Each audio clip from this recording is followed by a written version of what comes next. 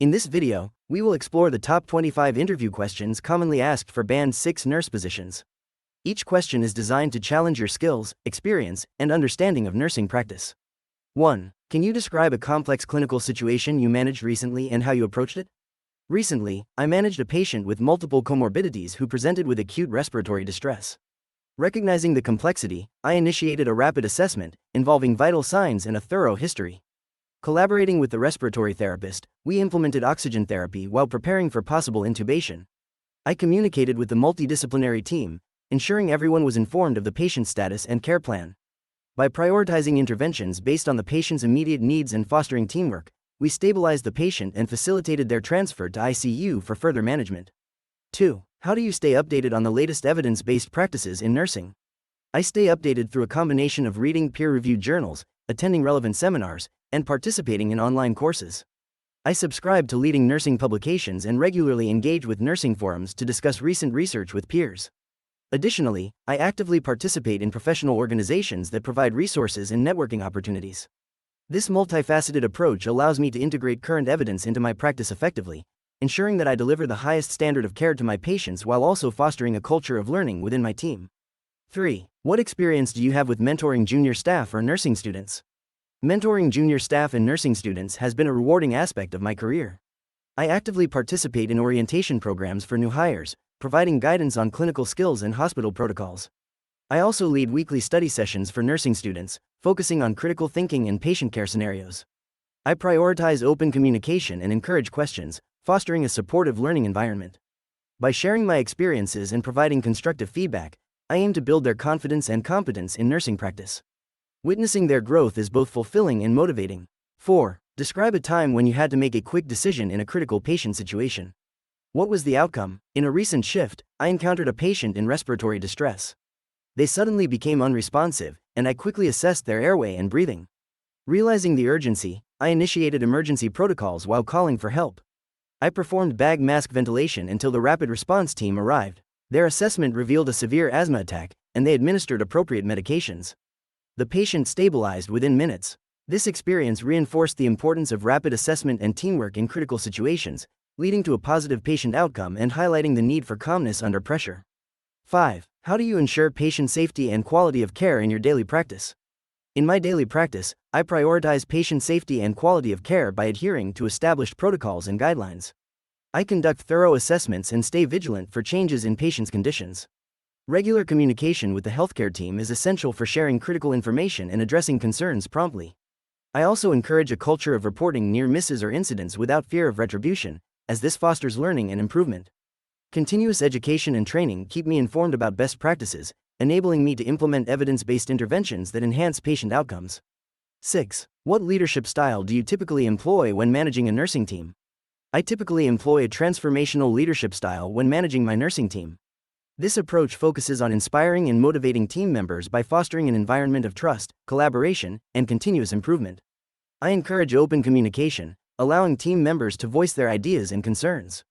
By recognizing individual strengths and providing opportunities for professional growth, I empower my team to take ownership of their roles. I believe that building strong relationships and promoting a shared vision leads to enhanced teamwork and ultimately improves patient care outcomes. 7. How would you handle a conflict between two staff members on your unit? Handling a conflict between two staff members requires a calm and structured approach. First, I would facilitate a private meeting with each individual to understand their perspectives and feelings. Listening actively is crucial, as it helps identify the root cause of the conflict. After gathering information, I would bring both parties together for a mediation session, ensuring a safe environment for open communication. My goal would be to encourage them to express their concerns while guiding them toward a collaborative resolution. Follow-up is essential to ensure that the conflict is resolved and that both staff members feel supported moving forward. 8. Describe your experience with resource management and budgeting in a nursing context. In my previous role, I was responsible for managing departmental budgets and resource allocation. I closely monitored expenses, ensuring that we operated within our financial limits while maintaining high-quality patient care. I collaborated with suppliers to negotiate better pricing on essential equipment and supplies. Additionally, I implemented a tracking system for inventory, which helped reduce waste and optimize usage. This proactive approach not only improved our financial efficiency but also ensured that our staff had the necessary resources to deliver exceptional care. 9. How do you motivate your team during challenging periods or when morale is low? During challenging periods, I focus on open communication and transparency. I hold regular check-ins to understand team concerns and encourage sharing of ideas. Recognizing individual contributions is key. I make it a point to celebrate small victories, which boosts morale. Additionally, I encourage team-building activities, even if virtual, to strengthen relationships. Providing support through professional development opportunities helps staff feel valued and invested in their roles. This approach fosters a positive environment, making it easier for the team to navigate difficulties together. 10. Can you give an example of a successful change you implemented in your previous role? In my previous role, I recognized that our patient discharge process was often delayed, leading to increased patient wait times. I initiated a project where I collaborated with the nursing staff, social workers, and case managers to streamline the process. We developed a checklist and a timeline that outlined essential tasks and responsibilities before discharge. By conducting training sessions and regular feedback meetings, we reduced discharge times by 30%. This not only improved patient satisfaction but also enhanced the team's efficiency and communication. The success of this change fostered a culture of continuous improvement within the unit. 11. How do you approach difficult conversations with patients or their families?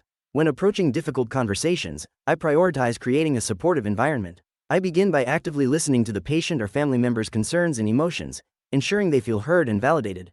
It's important to maintain empathy and use clear, straightforward language to explain the situation. I always provide information on available options and involve them in the decision-making process, respecting their values and preferences. By fostering open communication, I build trust, which is essential for navigating challenging discussions effectively. 12. Describe a situation where you had to collaborate with multidisciplinary teams to improve patient outcomes. In my previous role, we faced a case involving a patient with complex needs requiring input from various specialties, including cardiology, nutrition, and social work. I organized a multidisciplinary team meeting, ensuring each member shared their insights and concerns regarding the patient's care plan. By fostering open communication, we developed a comprehensive approach that addressed the patient's medical, emotional, and social needs. This collaboration resulted in significant improvements in the patient's health, leading to a successful discharge with a supportive follow-up plan in place. 13. How do you ensure effective handovers between shifts? Effective handovers between shifts are crucial for maintaining continuity of care. I use a structured approach, often utilizing the SBAR, situation, background, assessment, recommendation, framework. This ensures that all relevant information is communicated clearly. I encourage nurses to document key patient updates in the electronic health record, and I hold brief face-to-face meetings with the off-going and oncoming staff to discuss any critical issues. I also emphasize the importance of asking questions during handover to clarify uncertainties. This approach fosters collaboration and enhances patient safety. 14. Can you give an example of how you've advocated for a patient's needs? Advocating for a patient's needs is a critical aspect of nursing. In one instance, I cared for an elderly patient who was experiencing pain but was hesitant to speak up about it. I noticed signs of discomfort during my assessments and took the time to engage her in conversation.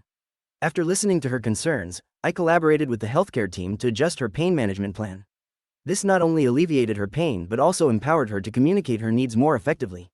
Ensuring that patients feel heard and supported is essential for their well-being and recovery. 15. How do you handle complaints from patients or their families? When addressing complaints, I prioritize active listening, ensuring the patient or family member feels heard and validated. I calmly ask clarifying questions to fully understand the issue. Following this, I express empathy for their situation and reassure them that I will work towards a resolution. I collaborate with relevant team members to investigate the concern and communicate findings transparently. After resolving the issue, I follow up with the patient or family to ensure satisfaction and learn from their feedback, enhancing future care. 16. What are your career goals for the next 5 years? My career goals for the next 5 years include advancing my clinical skills and knowledge in specialized areas of nursing, such as critical care or emergency medicine. I aim to pursue a leadership role where I can influence nursing practices and mentor junior staff. Additionally, I plan to complete a master's degree in nursing, focusing on healthcare management, to enhance my ability to implement evidence-based practices. I also hope to engage in research initiatives that improve patient outcomes and contribute to policy development within my healthcare organization. 17. How do you plan to transition from a Band 5 to a Band 6 role? To transition from a Band 5 to a Band 6 role, I will focus on enhancing my clinical skills and leadership abilities. I plan to engage in targeted professional development, such as attending workshops and pursuing additional certifications relevant to my specialty. Additionally, I aim to seek mentorship from experienced Band 6 nurses to gain insights into their roles and responsibilities. By actively participating in team projects and demonstrating my capacity for independent decision-making, I will showcase my readiness for increased responsibilities and contribute positively to the team environment. 18. Describe any relevant additional training or qualifications you've undertaken recently. Recently, I completed a course in Advanced Cardiac Life Support, ACLS, which enhanced my skills in managing critical cardiac emergencies. Additionally, I participated in a workshop focused on mental health first aid, equipping me with techniques to support patients experiencing mental health crises. I have also engaged in online training modules regarding infection control and prevention, which are essential in maintaining patient safety. This ongoing education enables me to stay current with best practices and enhances my ability to provide high-quality care in diverse clinical situations. 19. How do you promote continuous professional development within your team? Promoting continuous professional development within my team involves creating an environment that encourages learning and growth. I initiate regular training sessions, workshops, and access to online courses to ensure everyone can enhance their skills.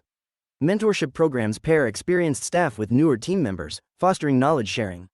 Encouraging attendance at conferences and seminars also helps staff stay abreast of the latest advancements in nursing.